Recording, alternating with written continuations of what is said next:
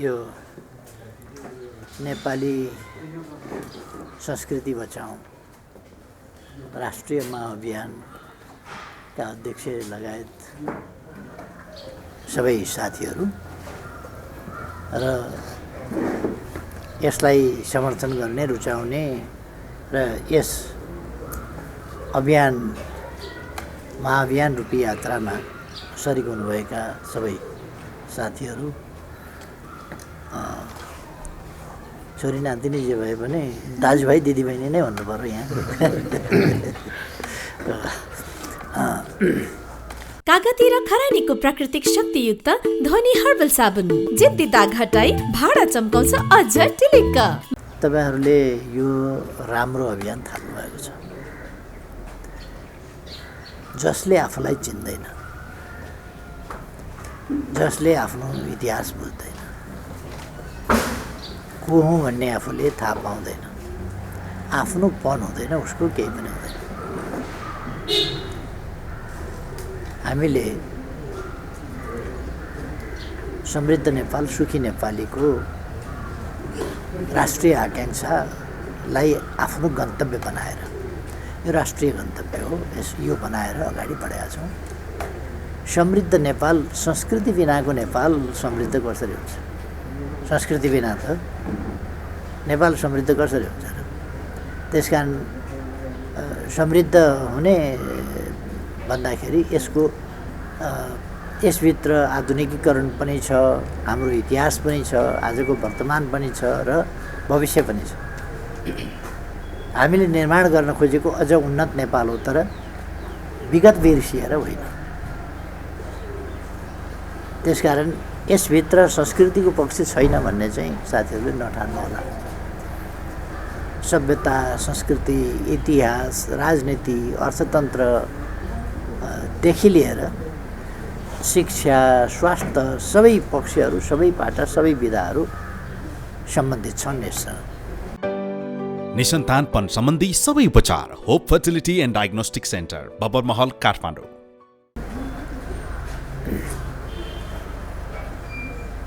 त्यसकारण मान्यजी वर्षौँ आउनुहोस्।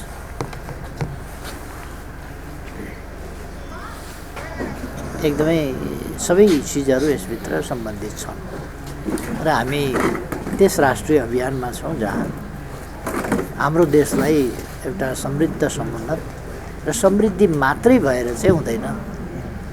त्यहाँ त्यो समृद्धि मैले धेरै ठाउँमा भन्ने गरेको छु, पर क्यापिटा इन्कम अथवा ग्रस नेसनल प्रोडक्ट भन्ने राष्ट्रको समग्र आम्दानी वा प्रति व्यक्ति आय हेरेर समृद्धि या सम्पूर्ण मानव जातिको सुख वा सम्पूर्ण जनताको राष्ट्रिय स्तरमा सुख छ कि छैन भन्ने आकलन गर्न सकिँदैन। देश असाध्यै धनी भएर पनि कोही भिखमङ्गा भइराखेका हुन सक्छन्, कोही दुखित भइराखेका हुन सक्छन्, कोही त्रसित भइराखेका हुन सक्छन्, कोही अपमानित भइराखेका हुन सक्छन्।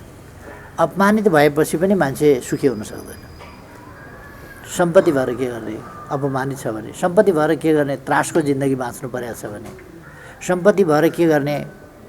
हेला होचो भोग्नु परेको छ भने, असमानता भोग्नु परेको छ र म अरू बराबर होइन, म अरूभन्दा अलिक तुच्छ हुँ भन्ने पर्छ, अथवा अरूले आफूलाई तुच्छ ढङ्गले व्यवहार गर्छ भने, सम्मानजनक जीवन बाँच्न पाउँदैन भने, त्यस्तो अवस्थामा मान्छे सुखी हुन सक्दैन। त्यसकारण समृद्धि, गाडी पनि छ, घर पनि छ, कोठामा बस्दाखेरि एसी पनि छ, वातानुकूलित बनाएको छ, घर पनि सबै ठिक छ, राम्रो छ, फ्याक्ट्री छ, उद्योग छ, व्यापार छ, आम्दानी छ, अथवा सिप छ, कला छ, कुनै हिसाबले आम्दानीको पनि कमी छैन, सबै चिज छ। तर या त अधिकारविहीन छ, अरू अधिकार पनि चाहियो र मानिस चाहिँ अत्यन्त सचेत प्राणी हो। मैले विभिन्न ठाउँमा भन्दाखेरि आफ्ना वक्तव्यहरूमा भन्ने गरेको छु, यो सृष्टिको सबभन्दा महत्त्वपूर्ण सिर्जना मानव मस्तिष्क हो। त्यति उत्कृष्ट सिर्जना प्रकृतिले अर्को केही गर्न सकेको छैन। मानव मस्तिष्क भएकै हुनाले त्यस मस्तिष्कका कारणले मानव श्रेष्ठ भयो, जीवहरूमध्ये सृष्टिहरूमध्ये श्रेष्ठ भयो, किनभने उसँग असाधारण मस्तिष्क छ। मैले अलिक जोड दिएर भन्ने गर्छु साधारणतया कि यदि मानव जाति हुँदैन थियो भने यस पृथ्वीको कति अर्थ हुन्थ्यो होला। जहाँ राम्रो बुझ्ने, रमाइलो बुझ्ने, जहाँ सुखानुभूति गर्ने, सुन्दरता बुझ्ने यो कुनै क्षमता भएको जीव नै हुँदैन थियो। या त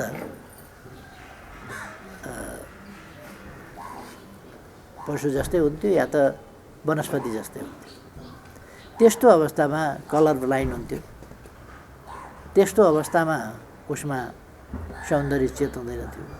त्यस्तो अवस्थामा उसमा अरू थुप्रै प्रकारका मानवीय श्रेष्ठता जुन कारणले भएका छन् ती गुणहरू हुँदैन थियो। त्यसो भने धरतीको यो उर्वरता, धरतीभित्र रहेका पोटेन्सियल्स, अनेक प्रकारका सम्भावनाहरू, ती सबै कुराहरूको अर्थ हुँदैन थियो। विज्ञानको उन्नतिको के अर्थ, प्रविधिको विकासको के अर्थ, टेलिफोनको के अर्थ, मोबाइलको के अर्थ, विभिन्न एप्सको के अर्थ। यो त कस्तो हुन्थ्यो भनेदेखि उही जानवरकै मानव बाहेकका अरू जीव जन्तुहरूकै तहमा हुन्थ्यो। हामीले भैँसीलाई, बिरालोलाई, कुकुरलाई, जुनसुकैलाई पनि, चरालाई, जुनसुकैलाई पनि मोबाइल दियौँ भने के गर्छ र? के गर्दैन नि। गाडी दिए के गर्ने त्यसले? हवाई मैदान पनि बनाएर हवाई मैदान सहितको हवाई जहाज, राम्रो जेट प्लेन किनेर भैँसीलाई दियो भने के गर्छ? हवाई मैदान पनि छ, पार्किङ बे पनि छ, सबै चिज छ, तर दियौँ ल एउटा जेट प्लेन दियौँ, दुईवटा जेट प्लेन दियौँ, के गर्छ? गाडी दिए के गर्छ बिचरा? के अर्थ हुँदैन नि त्यसको। अर्थात् मानव जाति छैन भने त यो धरतीको के अर्थ छैन, यो पृथ्वी छैन भनेदेखि त सौरमण्डलको केही अर्थ छैन, सौरमण्डल छैन भनेदेखि यो ब्रह्माण्डको केही पनि अर्थ छैन। त्यसकारण मानव जातिको मानवीय मस्तिष्क यस्तो चमत्कारिक छ जसले यी सबै कुराहरूको सिर्जना गरिराखेको छ र समाजलाई समाज बनाएको छ, उत्कृष्ट समाज बनाएको छ। मानव जब विकसित हुन थाल्यो उसमा सभ्यताका लक्षणहरू देखा पर्न थाले, सभ्यता पलाउन थाल्यो। सभ्यता भनेको संस्कृतिबाट सुरु हुन्छ। जब उसका व्यवहारहरू, उसको व्यवहार, उसको दैनिकी क्रियाकलाप पेट मात्रै हुँदैन, मान्छे बाहेक अरू जीव जन्तुको विषयवस्तु जम्मा जम्मी उसको चिन्तनको विषयवस्तु नै पेट हो। बिहान उठेपछि चराले पेटका लागि कुद्न थाल्छ, जीवजन्तु पेटका लागि कुद्न थाल्छ, सबै कुरा पेटका लागि कुद्छन्। मान्छे मात्रै हो पेट बाहेक पनि उसले सोच्ने। र त्यसै कारण उसले पेटका समस्याबाट अलिकति मुक्त हुन पायो भने उसले चिन्तन गर्न पाउँछ। त्यसरी दर्शनको, विभिन्न नीतिको, विचारको, अनेक कुराको सुरु हुन्छ। र यस्ता कुराहरू कसरी सुरु हुन्छ भन्दा जब समाज एउटा सामाजिक थिति प्रबन्ध आदितिर, मानव समाजलाई मान्छे बनाउनु त थिति प्रबन्धले हो। सामाजिक थिति प्रबन्धले समाज बनेपछि यो थिति प्रबन्ध भनेकै हाम्रो संस्कृति हो। जब थिति प्रबन्ध सुरु हुन्छ तब संस्कृति सुरु हुन्छ। यसरी थिति प्रबन्धहरू सुरु भए अनि चाडबाड, रीतिरिवाज, संस्कार यी चिजहरू हुन्छन् अनि त्यसबाट संस्कृतिको रूपमा त्यो चाहिँ एउटा सङ्ग्रहित हुन्छ अथवा त्यो विकास हुन्छ। यो एकै दिनमा संस्कृति भएको होइन। यो कमसेकम यो संस्कृति बन्नका लागि हुन त मानव जातिको इतिहास धेरै लामो छ, तर पनि संस्कृति बन्ने चरणमा प्रवेश गरेको चाहिँ धेरै भएको छैन। 10-15 हजार 20 हजार वर्ष भयो होला। त्यसदेखि यता चाहिँ मानव समाज समाजको रूपमा अरू जीवहरू जस्तै एउटा जङ्गली अवस्थाबाट मानवीय चरणतिर प्रवेश गरेपछि अनि सामाजिक प्रबन्धहरू चाहियो, थितिहरू चाहियो र मान्छे मन अर्थात् अप्रशोधित मस्तिष्कको स्टेज, अप्रशोधित मस्तिष्कको अवस्था, मन जसलाई भन्छौँ हामी, त्यसबाट मस्तिष्क अर्थात् त्यो चाहिँ प्रशोधित स्थिति, त्यो प्रशोधित स्थितिबाट ऊ चल्न थाल्यो भनेको उसले अदृश्य बन्धनहरू बनायो। अरू जीवजन्तुहरूलाई हामीले एउटा जमातमा राख्न पर्दा, एक ठाउँमा राख्नु पर्दा नियन्त्रित गर्नुपर्छ कि बार लाउनु पऱ्यो कि दाम्लाले बाँध्नु पऱ्यो कि तगाराले छेक्नु पऱ्यो, केहीले छेक्नुपर्छ, नत्र उसले बिगार गर्छ केही न केही।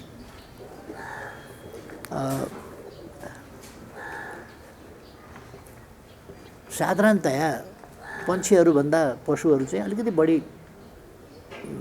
अलिक बढी अनुशासनहीन हुन्छन्। पन्छी राति चारो खोज्न खोज्दैन, रातभरि भोकै बस्छ, उसले दिउँसो मात्रै चारो खोज्छ। पशुहरू चाहिँ अलिकति छाडा हुन्छन् त्योभन्दा, पन्छीभन्दा। पन्छी बेलुका भएपछि गुणमा गएर बस्छ। पशुहरू चाहिँ राति पनि यसो शिकार पाइन्छ कि भनेर खोज्ने एक थरी हुन्छ, घाँस पाइन्छ कि भनेर खोज्ने अर्को थरी हुन्छ। यस्तो पशुहरू चाहिँ अलिक बढी गर्छ। अब मान्छे त ऊ 24 घन्टा चाहिँ बदमासी गर्न तयार हुन्छ फेरि, किनभने बाठो छ नि, मस्तिष्क धेरै चतुर छ। त्यस कारण त्यो मान्छेलाई चाहिँ बाँध्नका लागि अब केले बाँध्ने भन्दा दाम्लाले बाँधेर, साङ्लाले बाँधेर, पर्खालले छेकेर, तगारोले छेकेर हुँदैन। तगारो पनि खोलिहाल्छ, पर्खाल नाग्छ, अचम्मको छ नि फेरि मान्छे त। त्यस कारण त्यसलाई बाँध्ने चाहिँ के गर्नु पऱ्यो भने संस्कार संस्कृतिहरू बनाउनु पऱ्यो, सामाजिक प्रबन्धहरू बनाउनु पऱ्यो। त्यो सामाजिक प्रबन्धहरूले मान्छेलाई बाँध्छ अनि त्यसबाट धर्म सुरु भयो अनि धार्मिक बन्धन सुरु भयो, धर्मको बन्धन। त्यसपछि गर्न हुने नहुने कुरा भनेर छुट्टिन थाले सामाजिक प्रबन्धमा। त्यसो भएपछि नैतिकताका कुराहरू उठे, इमानका, र यस्ता कुराहरूले एउटा आस्था, एउटा विश्वास, एउटा सामाजिक प्रबन्ध, के गर्न हुन्छ के गर्न हुँदैन अथवा र स्थिति कच्चा अवस्थाका चिन्तनहरू जो प्राकृतिक हुन्। जस्तो भैँसीले भेट्टायो भने तपाईँको आफ्नै पनि बाली खाइदिन्छ, तपाईँको मित्रको पनि बाली खान्छ, तपाईँको शत्रुको बाली खाएर झन् बढो झगडा पनि लगाइदिन्छ। उसलाई केही मतलब छैन, उसलाई खानुसँग मतलब छ, किनभने ऊ मनबाट चल्छ अथवा अप्रशोधित नेचरल कोर्सबाट ऊ जान्छ, नेचरल चिन्तनबाट ऊ जान्छ, नेचरल निडबाट ऊ जान्छ। अरू जीवहरू, मान्छे नेचरल निडबाट चल्दैन। यहाँ खाना पाकेको हुन्छ, तपाईँ आइपुग्नुहुन्छ, म भन्छु तपाईँलाई खाना खाएर जानुहोस् न भनेर, तपाईँ भन्नुहुन्छ होइन, तपाईँलाई भोक लागेको छ, यहाँ खाना तयार छ तर तपाईँ खानुहुन्न। तपाईँलाई के थाहा छ भने तपाईँको निम्ति यहाँ बनेको छैन, यहाँ तपाईँले खाँदा फेरि अलिकति खाना थप्नुपर्छ, बनाउनुपर्छ। तपाईँको घरमा खाना पर्खेर बसिरहेका छन् परिवारका मान्छे, कति बेर आउँछन् र खाउँला सँगै बसेर भनेर। त्यस कारण तपाईँ बरु छिटो गरेर घर पुगेर खाना खान खोज्नुहुन्छ। भोक लागेको छ खाना खाउँ भन्दा पनि तपाईँ खानुहुन्न। तपाईँको घरमा तपाईँले रुचाउने खालको खाना आज नबनाए हुनसक्छ, यहाँ तपाईँलाई मनपर्ने खाना बनाएको छ तर तपाईँ फेरि यहाँ खानुहुन्न, तपाईँ घर जानुहुन्छ। किनभने तपाईँ नेचरल्ली भन्ने हो भनेदेखि त तपाईँलाई भोक लागेको छ, खाना तयार छ। भैँसीले पनि त सोध्दै नसोधिकन गएर घ्याप्पै खाइदिन्छ,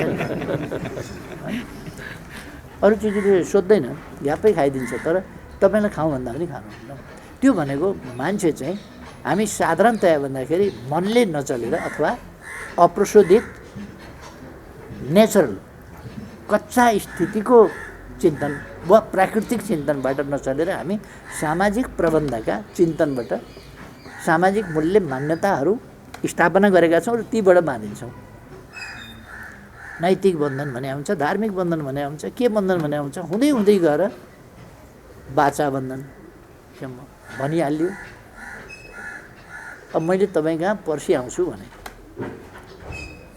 बाचा बन्धनमा पर्यो, मैले तपाईँलाई यो दिन्छु भने दिन्छु भनिसकेँ त बाचा बन्धनमा पर्यो। यही पारिपट्टि मेरो 4 आना जमिन थियो, आनाको 6 आनामा बिक्ने रहेछ, मलाई के थाहा, जमिनको भाउ सोधेर 6 लाखमा बिक्ने रहेछ, आनाको 6 लाखमा बिक्दो रहेछ। अब मलाई के थाहा, मलाई चाहिँ नि 4.5 लाख रुपियाँ चाहिएको थियो, 4 आना जमिन थियो, मैले त्यहाँ चिया खान यसो रोकिएँ, मेरो यहाँ 4 आना जमिन छ, 4.5 लाख मलाई चाहिएको छ, जसले दिन्छ दिन्छु भने भोलिपल्ट त उज्यालो नभई मान्छे आइपुग्यो घर बेलुका। त्यसो भनेको त किन यस्तो छिटै आएको भनेको अब 6 देखि 8 लाख पर्छ। 6 भनेको त जति बेर पनि मान्छेले ती दिन्छ। तपाईँले 4 आना अब 24 लाख त कम्तीमा पाउनुहुन्छ तपाईँले। अब त्यो ठाउँमा तपाईँले 4.5 लाखमा 4 आना दिन्छु भनेपछि अनि राति नै कुद्नु परेन, अर्को आइपुग्ला एकछिनमा मभन्दा अगाडि। त्यस कारण म आएको भने अनि त्यति पर्छ भने त्यति नै दिए भयो नि त भने मैले। अनि मेरो श्रीमतीले सुनेछ, तपाईँले हिजो बेलुका कति दिन्छु भनेको थियो, मलाई त 4.5 लाख चाहियो त्यही दिन्छु।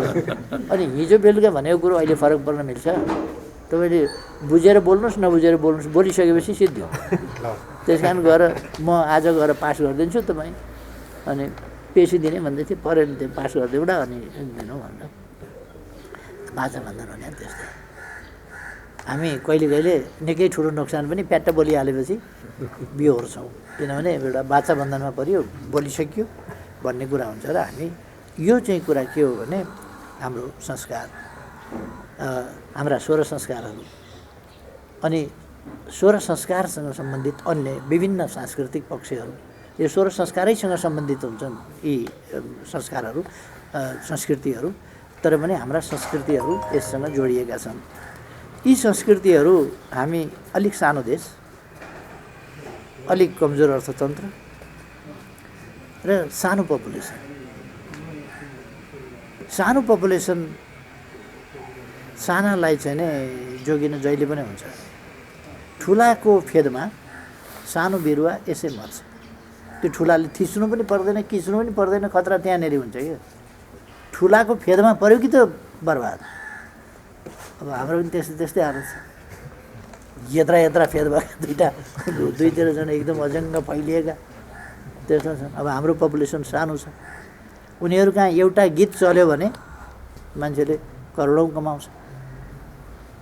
यहाँ एउटा होइन, कतिवटा गीत गाउनुभयो तपाईँले, यतिवटा गीत गाउनुभयो, कतिवटा क्यासेट भयो, यतिवटा क्यासेट भयो, अनि जीवन स्तर उही छ, ज्याकेट परारकै साथको छ। किनभनेदेखि कतिले किन्यो र त्यो जतिवटा क्यासेट भयो भने कतिले किन्यो र भन्ने छ। त्यस कारण हाम्रो पपुलेसन नै सानो छ। त्यो पपुलेसनले हामीलाई धेरै कुराहरू रेस्ट्रिक्सनमा लान्छ।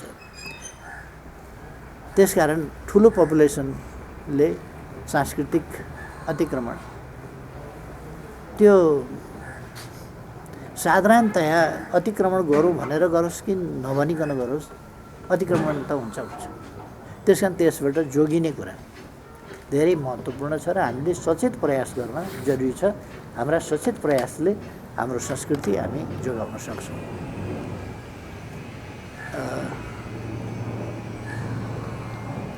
एकपल्ट म अमेरिका घुम्न गएको थिएँ। एकजना युवा मलाई चाहिँ नि गाइड गर्ने थिए। उनले मलाई विभिन्न ठाउँ बताउँथे, हिँडाउँथे। म अमेरिकाका विभिन्न स्टेटहरूमा घुमिरहेको थिएँ त्यति बेला। अनि उनले एक दिन अमेरिकाको एउटा वर्णन गरे, अर्को दिन अर्को वर्णन गरे, अर्को दिन अर्को वर्णन गरे, अर्को दिन अर्को वर्णन गरे, अर्को दिन अर्को वर्णन गरे। अनि मैले अर्को दिनबाट उनको वर्णन धेरै सुनेपछि मैले आफ्नो पनि अलिकति सुनाएँ। तिमीहरूसँग पैसा छ, सबै कुरा छ, एकदम स्ट्रङ करेन्सी छ, मजबुत छौ, ठुलो देश छ, ठुलो जनसङ्ख्या छ, विकसित छौ, विज्ञान प्रविधिमा पनि अगाडि छौ। तर अब हाम्रो जस्तो 84 व्यञ्जन खाने सौभाग्य चाहिँ तिमीहरूलाई हुँदैन, किन त्यो जानेकै छैन। हाम्रोमा 84 व्यञ्जन भन्ने हुन्छ भनेर भने मैले। अनि के हो 84 व्यञ्जन भनेर सोधेँ। अनि मैले त्यो व्याख्या गरेँ। हाम्रो यो हजारौँ सालदेखि यसरी विकास गरेर 84 व्यञ्जन भन्ने चाहिँ यो चलेको छ। अथवा विभिन्न प्रकारका परिकारहरू हाम्रो खानामा हुन्छन्। हामी जे पाउरोटी भयो यसो बटर दलेर खाएर चित्त बुझ्दैन। अचार पनि हुन्छ, के पनि हुन्छ, मिठाई पनि हुन्छ, दही पनि हुन्छ, के पनि हुन्छ, अनेक चिज हाम्रो खानामा हुन्छ। दाल हुन्छ, भात हुन्छ, तरकारी हुन्छ, अर्को तरकारी हुन्छ, यस्तो हुन्छ। छक्क पऱ्यो मैले व्यञ्जनहरूको बारेमा। यति धनी भएर पनि तिमीहरू खाना चाहिँ तिमीहरूको बिचरा टिट लाग्दैछ भनेर मैले भने। उनले विचार मात्रै गरे, केही भनेर। अनि अर्को दिन मैले फेरि उनले आफ्नै देशको बखान गरे अनि मैले पछि हो तिमीहरूको धनी छौ सबै कुरा छौ तर के गर्ने अब तिमीहरूसँग न शास्त्रीय सङ्गीत छ न शास्त्रीय गीत छ न राग छ केही पनि छैन एउटा गिटार छ ड्याङ ड्याङ ड्याङ ड्याङ ड्राम बनाएको छ ड्याङ ड्याङ ड्याङ ड्याङ बुरुक बुरुक न ताल न सुर शास्त्रीय सङ्गीत जानेको भए शास्त्रीय नृत्य जानेको भए कति गर्थ्यो होला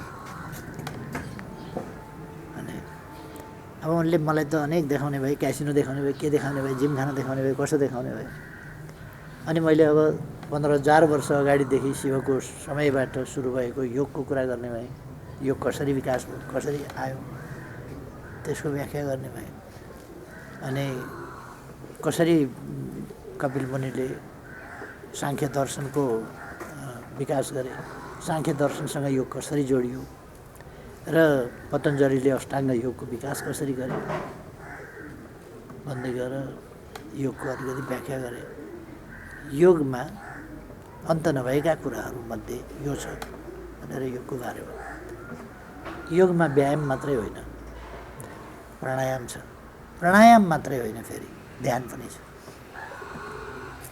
र ध्यान भनेको चाहिँ चिन्तन हो जसबाट चाहिँ चिन्तनबाट अनेक कुराहरू चाहिँ हाम्रो ज्ञानमा आधारित त्यस ज्ञानमा हामीले त्यस ज्ञानमाथि फेरि चिन्तन गऱ्यौँ भने अरू थप हामीले त्यसलाई सूत्रीकृत गर्न सक्छौँ विकास गर्न सक्छौँ यस्तो हो अनि योगका यस्ता यस्ता छन् यहाँबाट सुरु हुन्छ यम नियम आदि इत्यादि गर्दै आठ अङ्ग छन् यस्तो छ यो यसमा व्यायाम पनि छ यसमा प्राणायाम पनि छ व्यायाममा प्राणायाम हुँदैन अरू खालका व्यायाममा प्राणायाम हुँदैन अथवा श्वास प्रश्वासको नियन्त्रण त्यसको नियमन चाहिँ हुँदैन र योगमा चाहिँ श्वास प्रश्वासको नियन्त्रण नियमन हुन्छ जसले गर्दाखेरि शरीरमा रक्त सञ्चारदेखि लिएर मुटुको लागि फोक्साको लागिदेखि लिएर मस्तिष्कका लागि पनि बहुतै उपयोगी हुन्छ ती सब कुराहरू बुझाएपछि उनी छक्क परे अर्को दिन मैले फेरि अर्को कुरा उनलाई बताएँ यस्तो हुन्छ हाम्रो ती सबै भन्दै गएपछि अनि उनले एकछिन चुप लाएर सुनेर एकपल्ट म नेपाल घुम्न आउनु पर्यो भनेर मैले एकदम राम्रो कुरा हो स्वागत छ घुम्न आउनु नेपाल प्राकृतिक हिसाबले असाधारण सुन्दर छ र मैले उनीहरूलाई भने तिमीहरूको हिमालभन्दा हाम्रो हिमाल डबलभन्दा बढी हल्को छ अमेरिकाको हिमालभन्दा अमेरिकामा पाइने जीवभन्दा हाम्रामा पाइने जीव 10औं-20औं गुणा ठुला छन् अमेरिकामा पाइने रुखभन्दा हाम्रोमा पाइने रुख यस्ता छन् अनि मैले बाराको भीमसखुवाको पनि कुरा गरेँ यति प्रसिद्ध छ एउटा रुख भीमसखुवा भनेर प्रसिद्ध छ त्यो असाधारण ठुलो भएर कि त हाम्रो त हात्ती जन्मिने देश हो गैँडा जन्मिने देश हो एकसिङ्गे गैँडा यस्तो हुन्छ आदि इत्यादि मयूर यस्तो हुन्छ अब तिमीहरूले त फोटोमा देखाएको छौ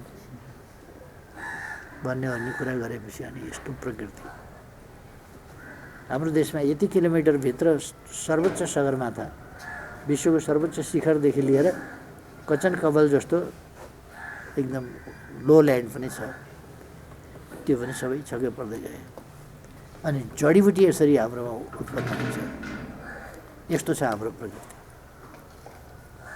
अनि हिमालमा फल्ने एकैचोटि हिमालमा फल्ने चिज पहाडमा फल्ने चिज र तराईमा फल्ने चिज गर्मीमा हुने चिज र अत्यन्तै उच्च चिसोमा हुने चिज 15-16 हजार फिटसम्ममा हुने चिजहरू र समुद्र सतहको आसपासबाट लेस देन 100 मिटर्स त्यो आसपासबाट हुने चिजहरू यस्तो हुन्छ जडीबुटी यस्तो हुन्छ खाद्यान्न यस्तो हुन्छ औषधिमय छ पानी हामी त मिनरल वाटर खान्छौँ उनी छक्क पऱ्यो धारामा थापेर मिनरल वाटर छाँगा थापेर हात थापेर मिनरल वाटर भनिदिएको उनी छक्क पऱ्यो उनलाई चाहिँ हेर्न आउँछु भन्थे पछि मसँग सम्पर्कै टुट्यो त्यो त्यत्तिकै भयो जे होस् हामी दुनियाँमा गएर कहीँ पनि कहीँ पनि हाम्रो सांस्कृतिक श्रेष्ठताको बारेमा, हाम्रो इतिहासको गौरवको बारेमा, हाम्रो सभ्यताको गौरवको बारेमा, हाम्रा पूर्वजहरूको विद्वताको बारेमा, हाम्रा चाहिँ आर्यभट्टको बारेमा, हामीले विभिन्न आयुर्वेदका गुरुहरूको बारेमा, दर्शनका गुरुहरूको बारेमा, अथवा लगभग 3000 वर्ष अगाडि शल्यक्रियाको बारेमा, 3000 वर्षभन्दा अगाडि औषधि विज्ञानको बारेमा, यी सबै कुराहरूको बारेमा चाहिँ असाधारण उन्नति गरेका थियौँ। सर्जरी 3000 वर्ष अगाडि हाम्रो देशमा विकास भएको थियो हाम्रो भूभागमा। त्यसै गरेर यो सुश्रुत संहिता जस्ता रचनाहरू भएका थिए। सर्जरी कसरी गर्ने, कुन ठाउँको भन्ने कुरा, रोगको निदान कसरी गर्ने, पहिचान कसरी गर्ने, नाडीको गतिबाट कसरी हेर्ने, आँखाबाट कसरी हेर्ने, जिब्रोबाट कसरी हेर्ने र अनेक चिजबाट रोगका लक्षणहरू कसरी, वातबाट सुरु भएको, कफबाट सुरु भएको, पित्तबाट सुरु भएको, केबाट सुरु भएको रोग हो, यसरी चाहिँ उनीहरू वात पित्त अम्लीयता केबाट सुरु हुन्छ, ती सबै कुराहरू छुट्याएका थिए। खगोलशास्त्र, अन्तरिक्ष, पृथ्वी, सूर्य, अरू ग्रहहरू, नक्षत्रहरू, आकाशगङ्गा आदि इत्यादिको बारेमा, ब्रह्माण्ड, यी सबै कुरा चाहिँ हाम्रा पूर्वजहरूले पत्ता लगाएका थिए। र 6औँ शताब्दीमा आर्यभट्टले 6औँ शताब्दीमै सूर्यका वरिपरि पृथ्वी घुम्छ, अरू ग्रहहरू घुम्छन्, त्यहाँ ग्राभिटेसनको कुरो त्यो सबै पत्ता लगाएको थियो। त्यसलाई बढी व्यवस्थित के अरे भास्कराचार्य द्वितीय गणितज्ञले त्यसलाई गरे। अर्थात् हाम्रो इतिहास भनेको चाहिँ 500 वर्ष अगाडि, 600 वर्ष अगाडि अमेरिका बन्यो होला, पत्ता लाग्यो होला। 300-400 वर्ष अगाडि त्यहाँका आदिवासीहरूलाई सिद्ध्याएर युरोपियनहरूले त्यसलाई कब्जा गरेर बडो आधुनिक बनायो होला। तर इतिहास कति पुरानो छ भन्दा माटोको इतिहास पुरानो होला, साँच्चैको इतिहास त 300-400 वर्षको छ। अर्थात्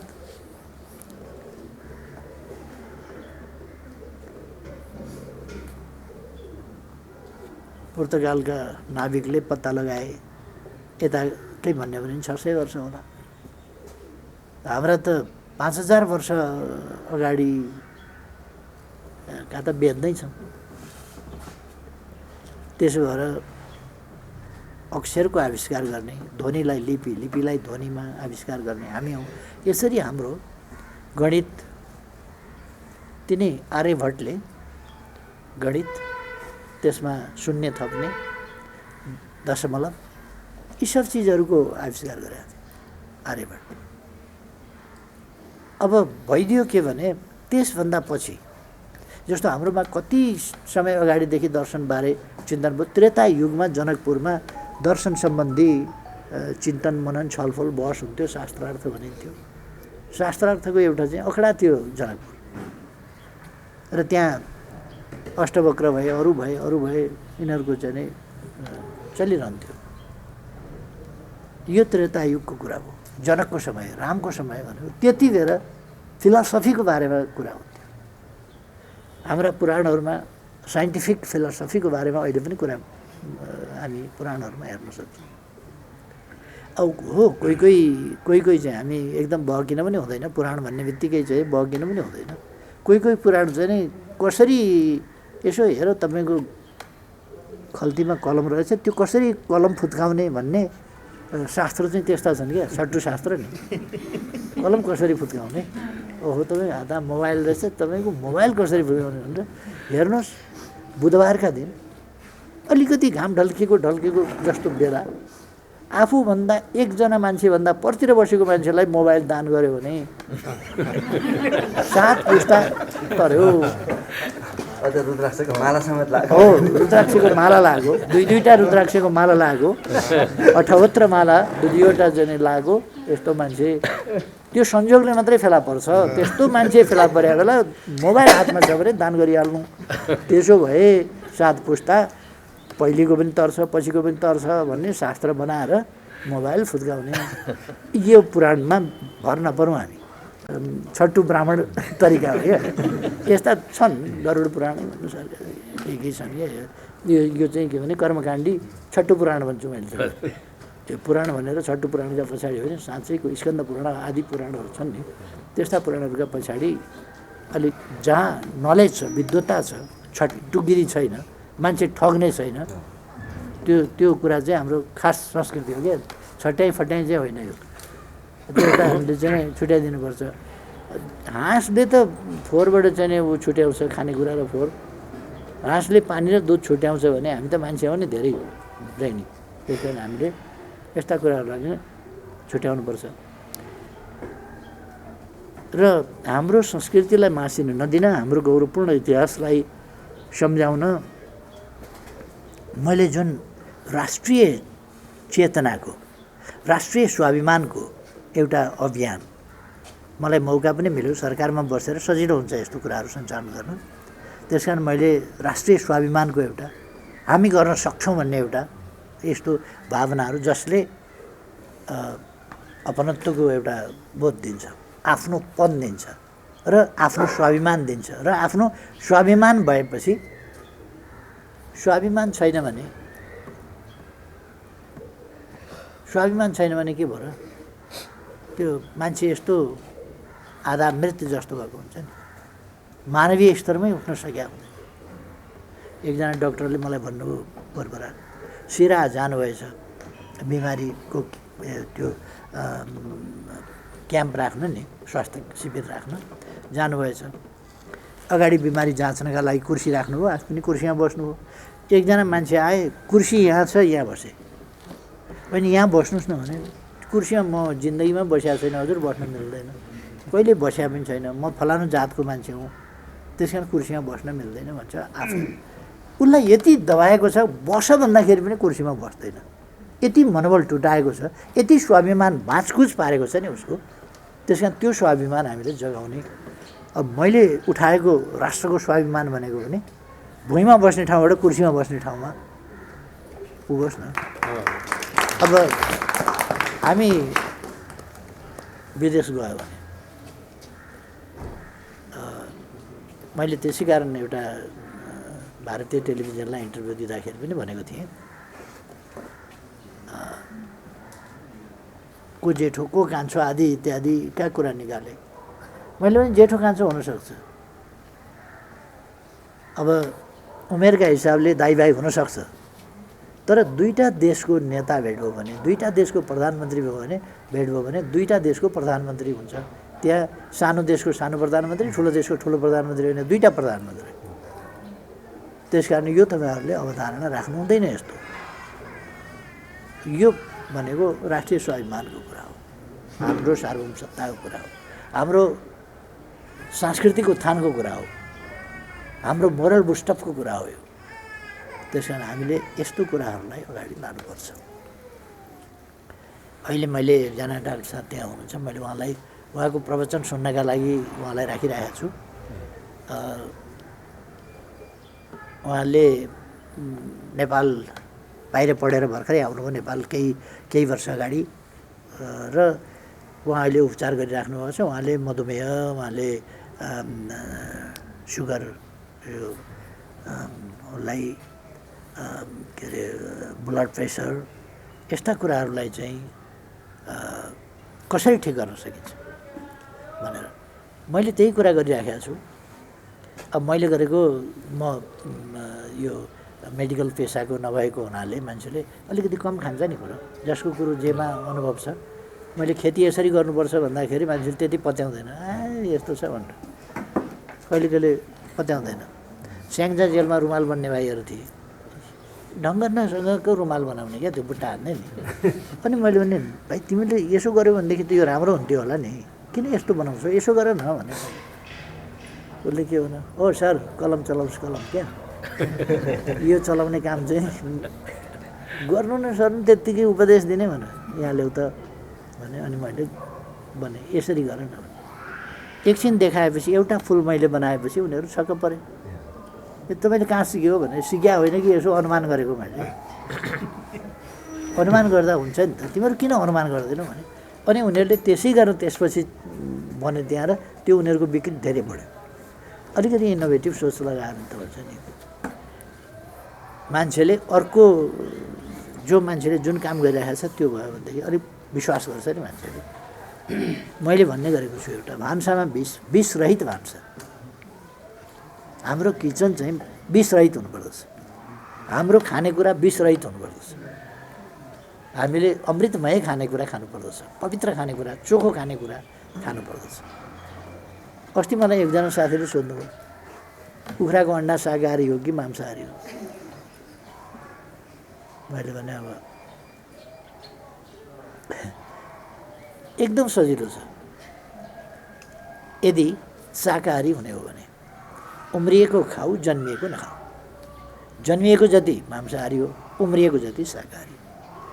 सिम्पल कुरा छ, उम्रिएको खाऊ, जन्मिएको नखाऊ, द्याट्स अल। अब यो हो कि होइन भनेर अनि किताब पल्टाएर हुन्छ? अन्डा शाकाहारी हो कि होइन, माछा शाकाहारी हो कि होइन, यो अलिक धेर भयो। त्यस कारण सिम्पल हिसाब किताब गरेर धेरै बुद्धि खेलाउने कामै छैन क्या। त्यतिमा चाहिँ जन्मिएको नखाऊ, उम्रिएको खाऊ, त्यो भयो भने शाकाहारी हुन्छ। अनि हाम्रो खाना कस्तो हुनुपर्छ, कसरी खानुपर्छ त्यो म उहाँसँग अहिले सुन्नुलाई लेक्चर भनेर उहाँलाई रोकिराखेको छु मैले एकछिन। र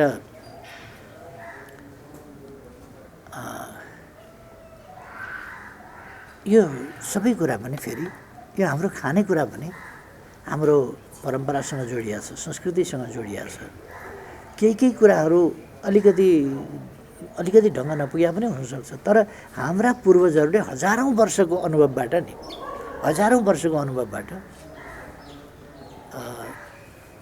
जस्तो भन्नुहोस् न, म त मान्छेहरूको भिडमा छु अहिलेसम्म पनि। म किडनी ट्रान्सप्लान्ट गरेको मान्छे, मेरो इम्युन सिस्टम 0 छ, इम्युन लेभल 0 छ, मेरो प्रतिरोध क्षमता भनेको 0मा छ।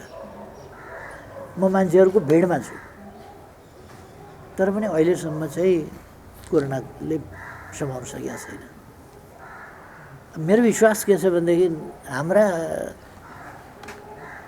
पूर्वजहरूले जुन कुराहरू पत्ता लगाएका थिए त्यो नै कुराहरू, नुन पानीले गार्गिल गर्ने, अम्बाको पात उसिनेर गार्गिल गर्ने, नुन पानीले नाक सफा गर्ने, तातो नुन पानीले त्यो गर्यो भने नुनले सबै प्रकारको भाइरसलाई चाहिँ नि फ्लस गरिदिन्छ।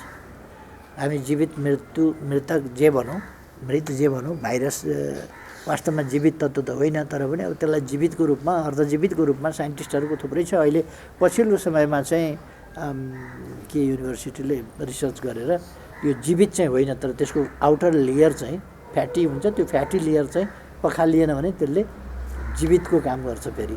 त्यसकारण त्यो एक खालको रिप्रोडक्सन फेरि कस्तो भने, अब निर्जीव भनौँ भने त्यसको रिप्रोडक्सन यस्तो उसँग हुन्छ कि त्यसले त्यसबाट एकैछिनमा चाहिँ त्यो प्रदूषण फैलिए जस्तै हो क्या। त्यो एकैछिनमा चाहिँ त्यो फैलिन्छ, फेरि असाध्यै छिटो फैलिन्छ।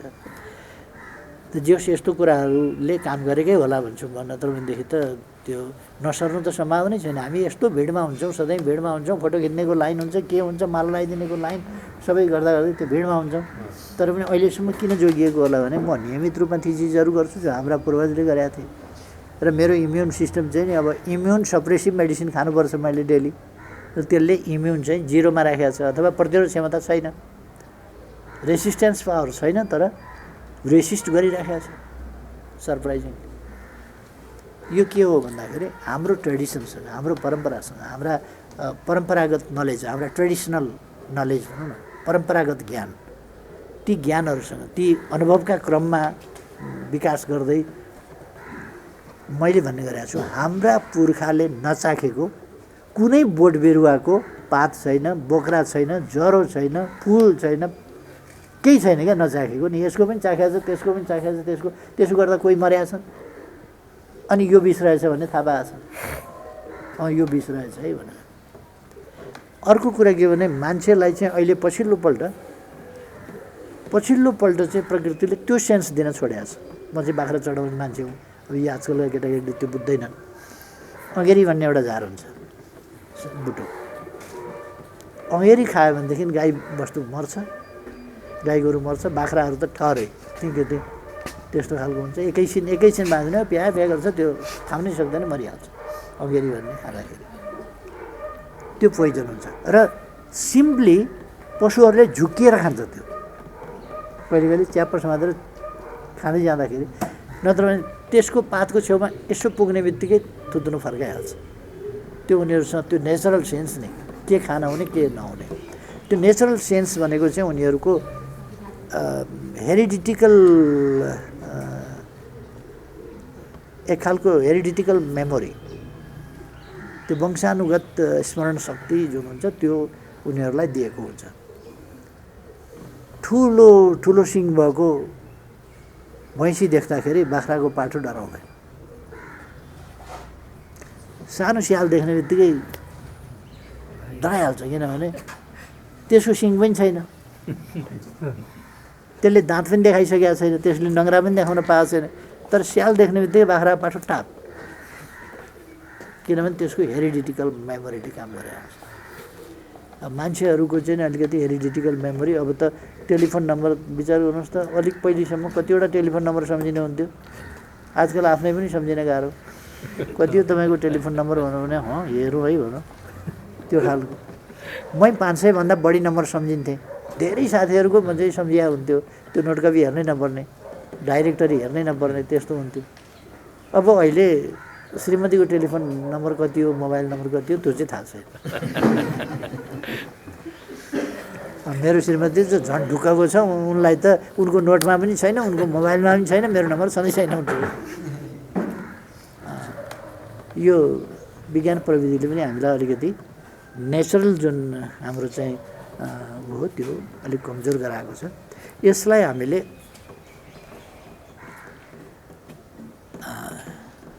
अब आजको विज्ञान प्रविधिको समेत उपयोग गर्दै तर हामीले हाम्रो ट्रेडिसनका राम्रा पक्षहरू हाम्रो ज्ञानका राम्रा पक्षहरू हाम्रा प्रचलनका राम्रा पक्षहरू हाम्रा संस्कार र संस्कृतिका राम्रा पक्षहरू ती कुराहरूलाई संरक्षण गर्नु प्रवर्धन गर्नु र अगाडि बढाउनु जरुरी छ यस कुरामा तपाईँहरू लाग्नुभएको छ यो धेरै स्वागतको कुरा हो त्यस कारण अब म आफ्नो ठाउँबाट एउटा नेसनल क्याम्पेन मैले पनि चलाइरहेको छु तपाईँहरूलाई थाहा छ र मैले अलिक थोकमै चलाइरहेको छु र म जहाँ जान्छु त्यहाँ गएर हाम्रो संस्कृति हाम्रो सभ्यता हाम्रा परम्परा हाम्रा पुर्खाहरूको विद्वता र हाम्रा पुर्खाहरूले हामीलाई लगाएको गुण यो सबै दिनादिनै वकिल हुँदैछन् तर यी जति ट्यालेन्ट छन् उनले दुःख गरेकी छन् दुःख साथ पढेकी छन् मेहनत गरेर पढेकी छन् तर उनकै चाहिँ उनको अहिले जुन ट्यालेन्ट छ ग्रेजुएट कि कुन लेभलमा पढ्दैछ ब्याचलरमा त ब्याचलर लेभलमा उनी पढ्दैछन् यो उनकै मात्रै दुःखको कुरा भन्ने हो भने उनको दुःखको योगदान चाहिँ यसमा 2% जति होला 98% चाहिँ पूर्वजहरूको छ कहिले कहिले मलाई साथीहरू सोध्नुहुन्छ कति बेर पढ्नुहुन्छ तपाईँ भनेर कति बेर पढ्नुहुन्छ सबै कुरा कति बेर थाहा पाउनुहुन्छ म भन्छु मैले नपढेका कुरा उहिले आर्यभट्टले पढाएको थिएँ त्यहाँबाट पनि अलिकति जेनेटिक मेमोरीमा आएको छ कतिवटा कुरा त्यहाँबाट तान्छु म आर्यभट्टले पढाएको थिएँ अर्को उसले पढाएको थिएँ कपिल मुनिले पढाएको थिएँ फिलोसफी पढाएको थिएँ चारवाकले पढाएको थिएँ अर्कोले पढाएको थिएँ अष्टवक्रले पढाएको थिएँ त्यो मेमोरी पनि मुख्य त हाम्रो बेस त त्यही हो नि त्यसैबाट आएको न हो नत्र भने आफ्नै जीवनमा यो सम्भवै छैन एकै जेनेरेसनमा 2 जेनेरेसनमा 3 जेनेरेसनमा कोही पत्याउनु हुन्न भने गाईको बाछोलाई लगेर बोर्डिङ हालिदिनुहोस् फिस तिर्नुहोस् कतिको पढ्दो रहेछ आफ्नै मेहनत कतिको गर्दो रहेछ आफ्नै मेहनतले मात्रै कतिको हुँदो रहेछ राम्रो टिचरहरू राखिदिनुहोस् राम्रा कोचहरू राखिदिनुहोस् अनि अङ्ग्रेजी माध्यममै पढाउनुहोस् एकदम ब्रिलियन्ट बनाउनलाई कतिको समाउँदो रहेछ अनि एउटा मान्छेको बच्चालाई पनि सँगसँगै बोर्डिङमा पढाउनुहोस् अनि दुईटाको कम्पेयर गरेर हेर्नुहोस् अर्को वर्ष मान्छेको बच्चाले उद्यम गरिसकेका हुन्छ गाईको बाछो तिङको तिङ भ्या गर्छ सिद्धियो। त्यस कारण यो चाहिँ हाम्रो मात्रै मेहनतको परिणाम होइन, हाम्रा पूर्वजहरूको। त्यसकारण संस्कृतिप्रतिको हाम्रो निष्ठा भनेको पूर्वजहरूप्रतिको श्राद्ध गरे भन्छ, श्रद्धा अर्पण गरे हो। त्यो श्रद्धा हामी पूर्वजहरूप्रति श्रद्धावान हुनुपर्दछ, श्रद्धाशील हुनुपर्दछ। किनभने तिनै पूर्वजहरूको कारणले हाम्रो मस्तिष्क आज यो तेज बिन्दुमा। साइन्टिस्ट हुन मन लाग्यो भने गाह्रो छैन, साइन्सको विषयसम्म पढ बस। एकै जेनेरेसनमा साइन्टिस्ट, एकै जेनेरेसनमा आर्टिस्ट, एकै जेनेरेसनमा अर्को चिज। त्यो किन सक्छ भने हाम्रोमा त नाटक खेल्न त आज यहाँहरूले सुरु गरे होइन नि। कालिदासका पाला भयो, सेक्सपियर कहाँ थिए? सेक्सपियरका पुर्खा कहाँ थिए त्यस बेला? हातमा ढुङ्गा बोकेर कता पाइन्छ सिकार भनेर हान्न हिँड्दै थिए। त्यस बेला हाम्रोमा त नाटक, मेघदूत, अभिज्ञान शकुन्तलम, कस्ता कस्ता नाटकहरू थिए जो अहिलेसम्म पनि अद्वितीय छन्, हजारौँ वर्ष अघिका कुराहरू। त्यसकारण हाम्रो पूर्वजहरूसँग कसैको तुलना हुँदैन। हाम्रो सभ्यतासँग, सभ्यताको सृष्टि यहाँ भएको थियो, सभ्यताको सृष्टि भएको ठाउँ भएको हुनाले र सभ्यताको विकास यहाँ भएको थियो। पछि अन्ततः छरियो। एक ठाउँमा आगो बालेपछि त ज्योति त परपर गइहाल्छ नि त। यहाँ आगो बालियो, अन्त ज्योति फैलियो। पछि आगोको झिल्को लिएर गएकाहरू प्रमिथसबाट निस्किए। लक्ष्मीप्रसाद देवकोटाको एउटा प्रमिथस भन्ने महाकाव्य छ नि, अरू चाहिँ एउटा झिल्कोबाट प्रमिथसबाट निस्किए। हाम्रो ठाउँको आगो चाहिँ दाउरा थप्ने पनि कोही भएन, घिउ थप्ने पनि कोही भएन, केही नगरेपछि निभेर गयो। त्यस कारण हाम्रो ज्ञान चाहिँ पछाडि पऱ्यो, अरूका ज्ञान चाहिँ अगाडि बढ्यो। अनि इतिहास के भयो भनेदेखि ग्यालिलियोले यसो गरे, उसले यसो गरे, न्युटनले ग्राभिटेसनको थ्योरी पत्ता लगाए, भास्कराचार्यको कुरै छैन, अर्को आर्यभट्टको कुरै छैन, यी विद्वानहरूको त कुरै छैन। फिलोसोफर, फर्स्ट फिलोसोफर को थिए भन्दाखेरि सोक्रेटस यानि सुकरात। सुकरातभन्दा हजारौँ वर्ष अगाडिका अष्टवक्र जस्ता फिलोसोफरहरू, तिनको त कुरै छैन। त्यस कारण यो ज्ञानभूमि हो। हाम्रा पूर्वजहरूले एकदम ठिक भनेका छन्, यो ज्ञानभूमि हो, पुण्यभूमि हो, देवभूमि हो, ध्यानभूमि हो, तपोभूमि हो। त्यसकारण ज्ञानभूमि। त्यो ज्ञान, त्यो तपको सिर्जना, ती अभ्यासहरूको सिर्जना, तिनको समष्टिलाई हामी हाम्रो सभ्यता, हाम्रो इतिहास र हाम्रो संस्कृति भन्छौँ। त्यसलाई जोगाउनुपर्छ। तपाईँहरूको अभ्यासलाई धेरै धेरै प्रशंसा गर्छु, धन्यवाद भन्छु। र तपाईँहरूको अभ्यास कायम राख्नुहोस्। मेरो आफ्नो ठाउँबाट तपाईँहरूको अभ्यासलाई साथ छ। धन्यवाद।